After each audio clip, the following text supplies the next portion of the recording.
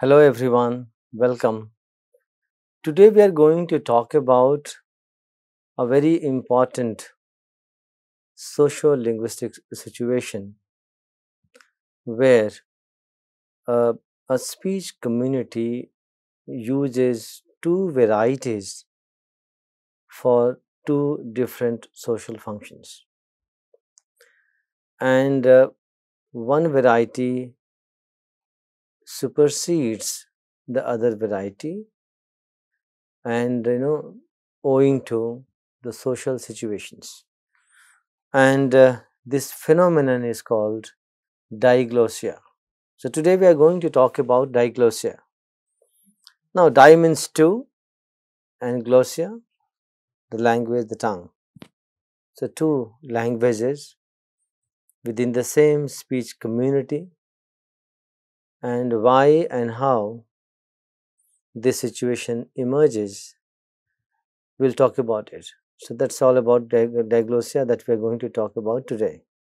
So diglossia is a linguistic situation in which a speech community uses two different languages or varieties of the same language for different social functions. This is a relatively very stable situation where the choice of varieties in a particular social context is deliberate and socially determined. It has different social functions.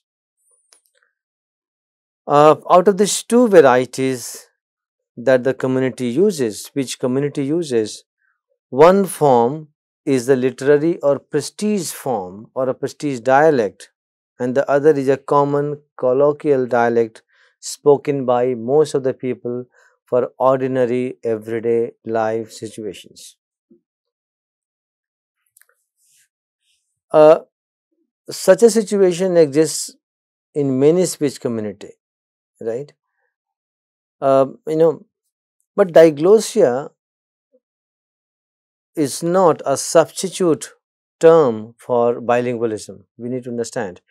Diglossia definitely denotes bilingualism, but they cannot, replace each other. They are two different ideas, two different concepts. Bilingualism refers to the innate ability or capacity of an individual speaker to use two languages with equal ease, and diglossia refers to a specific situation where this innate bilingual capacity is in practice. So, where it is actually practiced.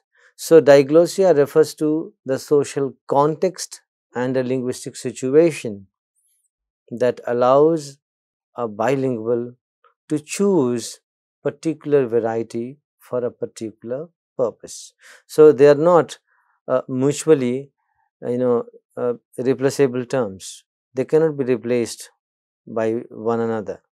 There are two different notions. Diglossia refers to the language use in a particular social context, whereas bilingualism refers to the innate capability and the ability of the user or the speaker to choose from two distinct linguistic repertoire.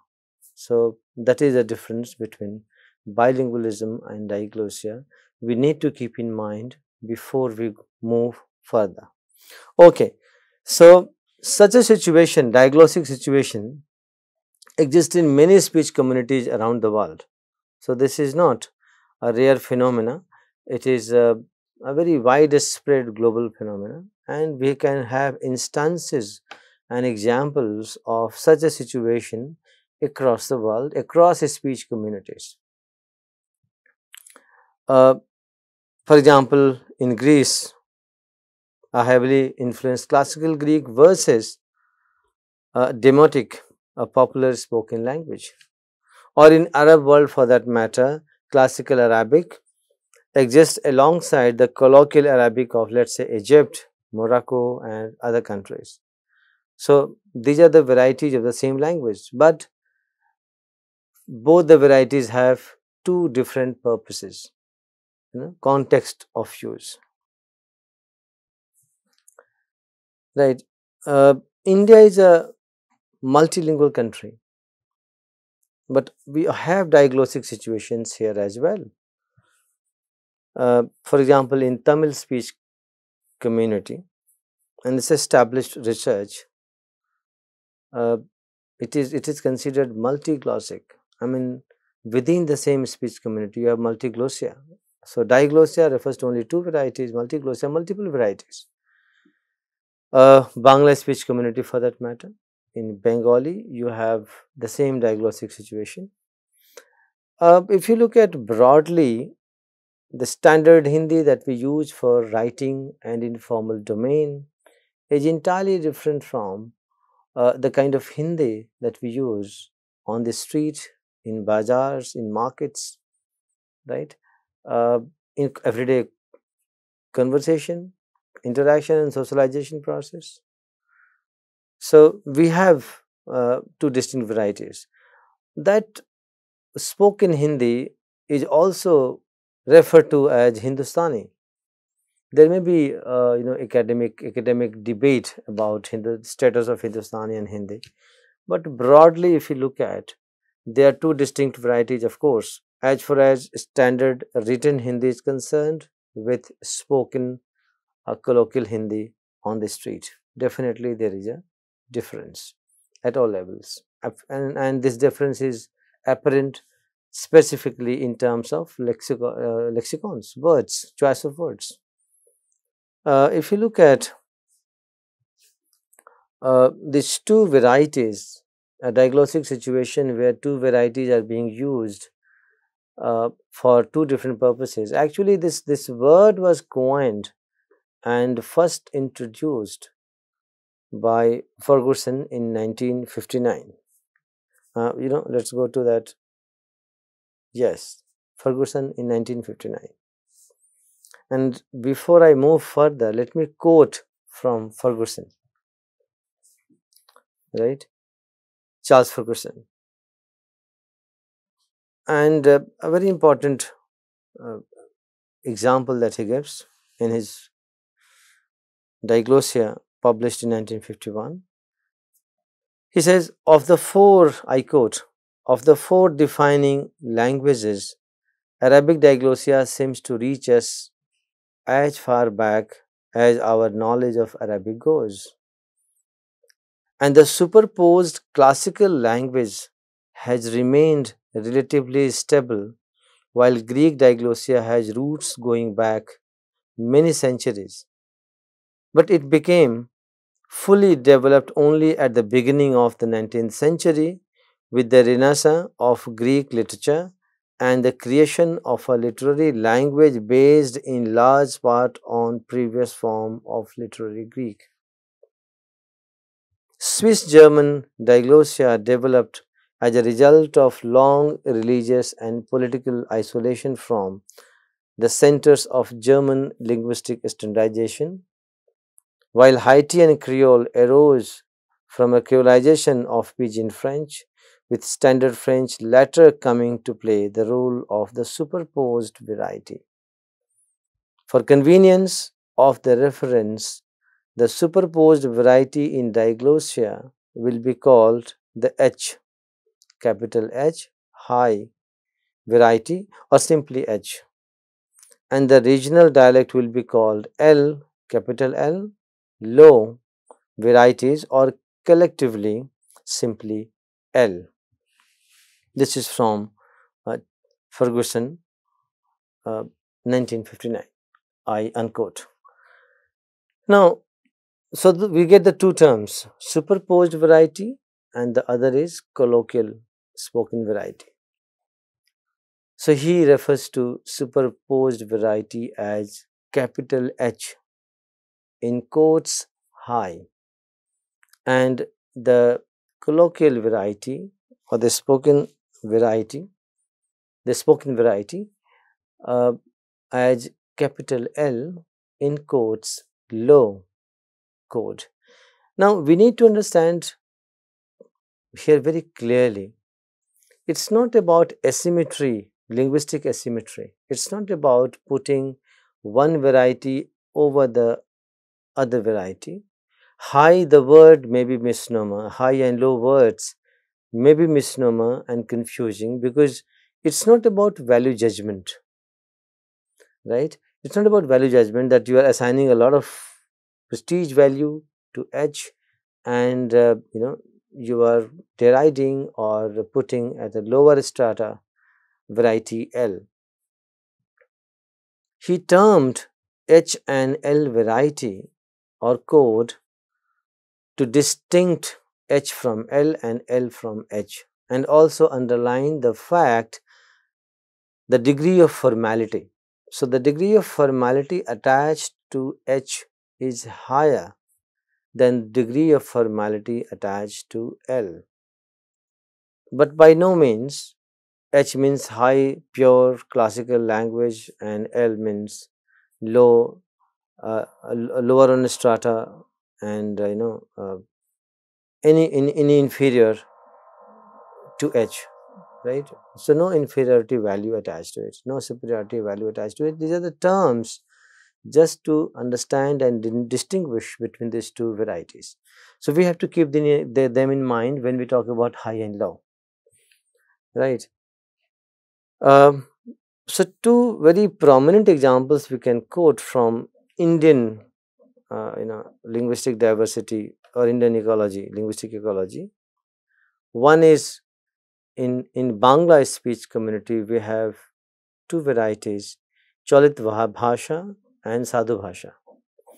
Now, both are Bangla, but Chalit Bhasha, uh, you know, a colloquial Bangla versus Sadhu Bhasha or chest standard Bangla that you find in the poetic tradition and written form. Schiffman 1996 describes Tamil linguistic culture as multiglossic, like Sen Tamil, literary Tamil, classical Tamil, and probably they all refer to the same variety. That is one code which we call H code. I won't call it high or low, but H code. Let's understand H code, superposed codes, code or H code. This is also known as other variety like Pandit Tamil, modern Tamil, standard colloquial Tamil,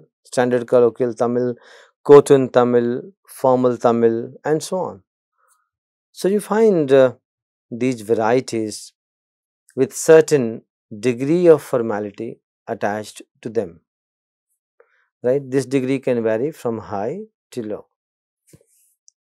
and you can find this study on Tamil, this comment on Tamil in Schiffman 1996, Linguistic Culture and Language Policy, London and New York, Routledge, Linguistic Culture and as multiclassic, right? Um, so what we can deduct out of this discussion?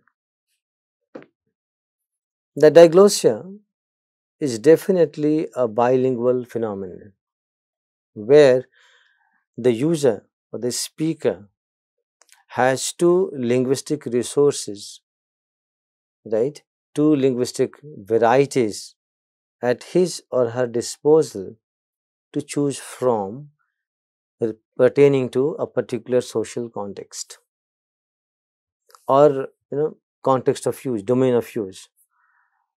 It was first identified and introduced by Charles A. Ferguson in 1959. Diglossia may develop from various origins and eventuate in different language situations.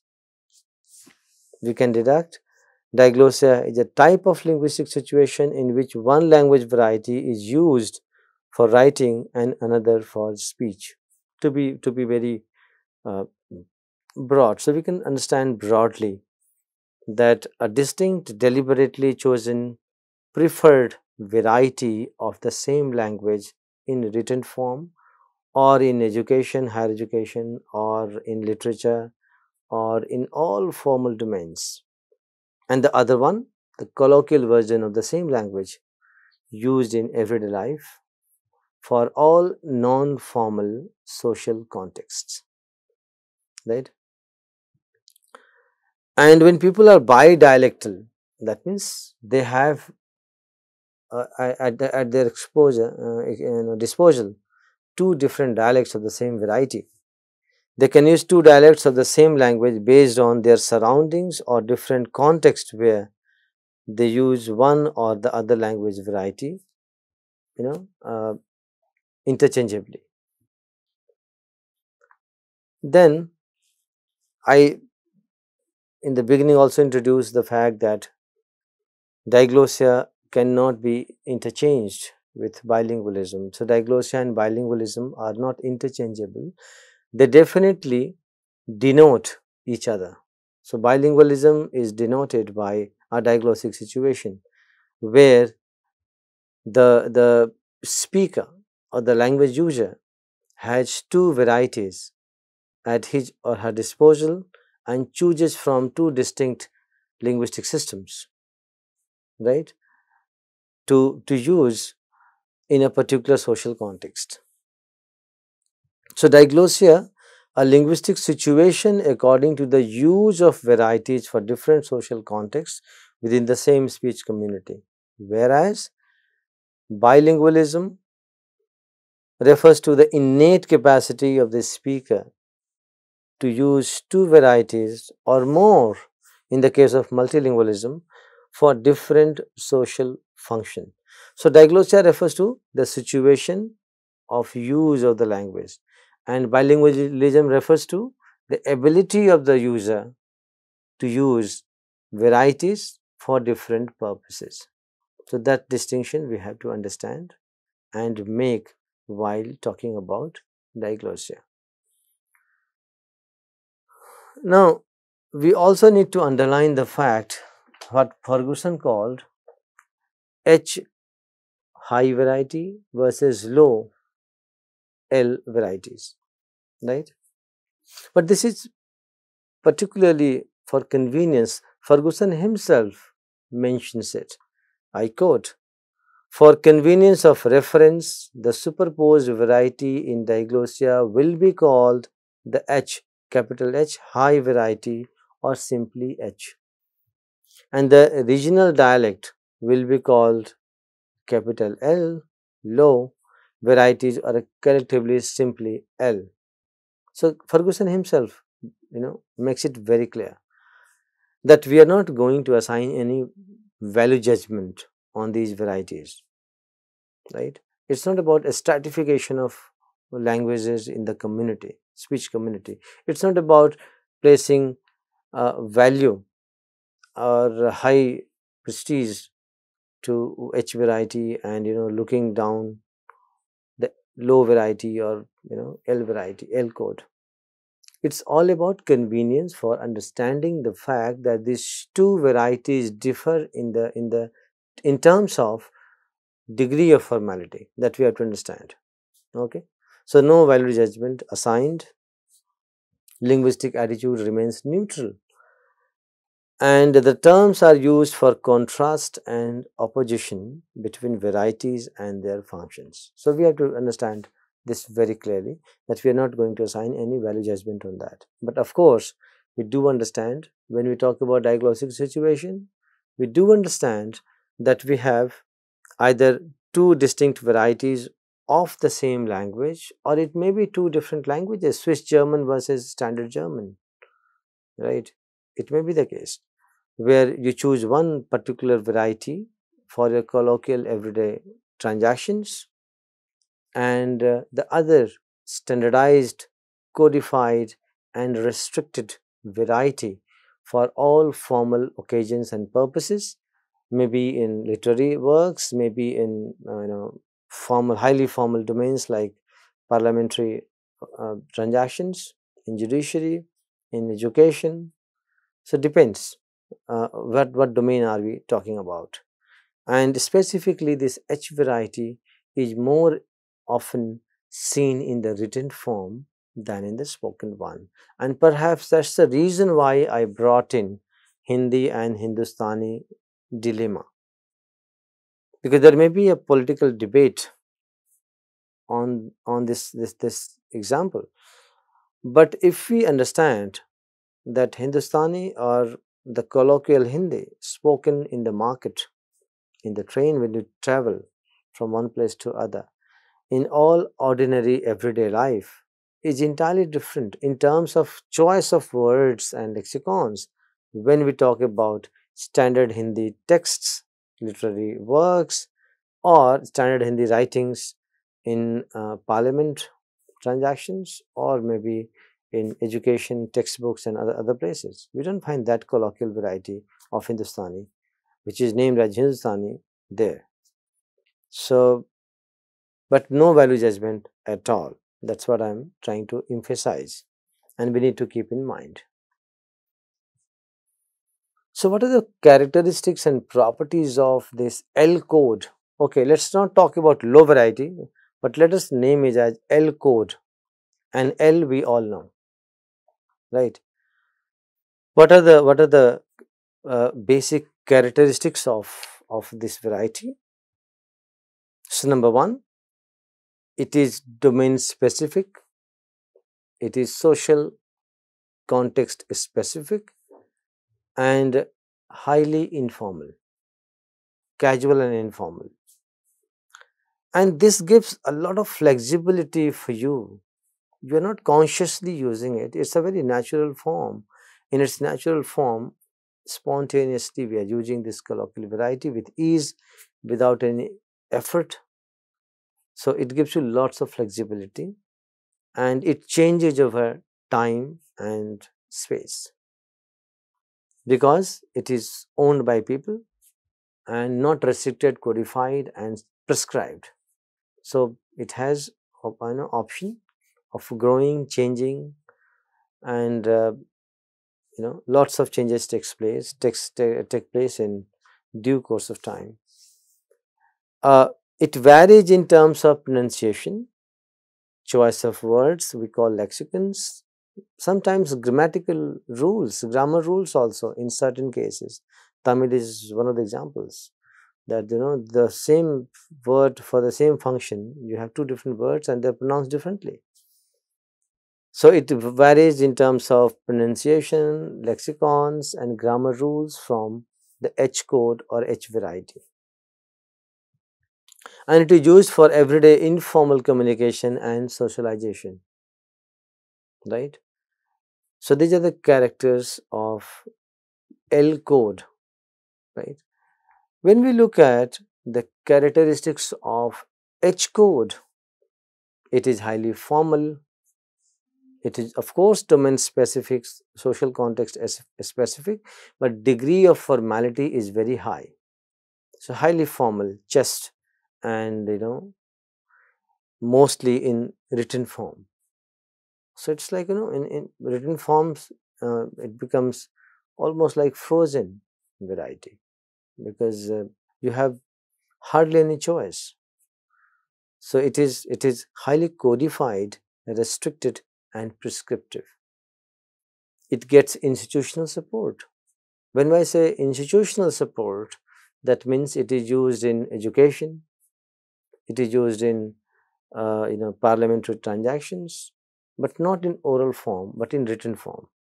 Because you might see people speaking in parliament, they're speaking a natural colloquial Hindi for that matter, but when the same thing is recorded in minutes, you find a different variety, highly Sanskritized formal variety of Hindi in written form.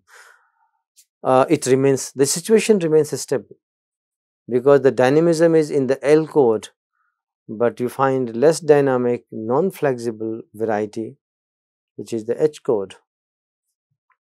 Changes takes place, but very slowly. As far as compared to the L code, changes in H code is very slow. It has a Puritan view. I mean, classical Puritan view, right? For example, standard Hindi in written form, derives heavily from Sanskrit, right? Uh, it also defines linguistic attitude, power, and status, right? And it is a literary and prestige dialect. So I hope now we are clear about L code and H code.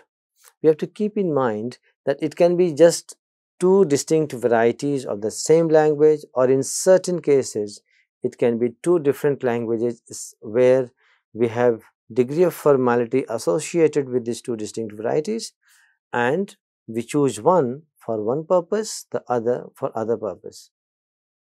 And it is like a social contract where all the speakers in the speech community understand and practice this linguistic use in the similar fashion. Diglossic situation, what we call. So what are the sociolinguistic implications for diglossia? It marks power, you know, status and prestige attached to each variety. It marks linguistic attitude. Then it also marks linguistic preferences according to the social context where these are used. Of course, it has a stratification of the varieties where L is used for non-formal uh, purposes in non-formal social contexts, where the H variety is used for highly formal social contexts, right? Purely, mostly in written form. And it definitely, the L variety is very instrumental in construction of identity, and equally H variety also determines and one of the determinants of the construction of linguistic identity. Socialization and bonding, and of course they together mark a larger social function. So this is all about diglossia and a linguistic situation, what we call diglossic situation, where two distinct varieties of the same language, or in certain cases uh, two distinct varieties, are used for two different purposes within the same speech community, and it denotes bilingual innate capacity of the speaker to choose from two different linguistic sources. Diglossia and bilingualism are not interchangeable. Diglossia refers to the context of use, whereas bilingualism refers to innate capability of the individual speaker to choose from two different linguistic sources. So I hope this idea, sociolinguistic idea, concept called diglossia is clear to you, and we'll come back to diglossia once again when we talk about bilingualism in some other video. So thank you very much.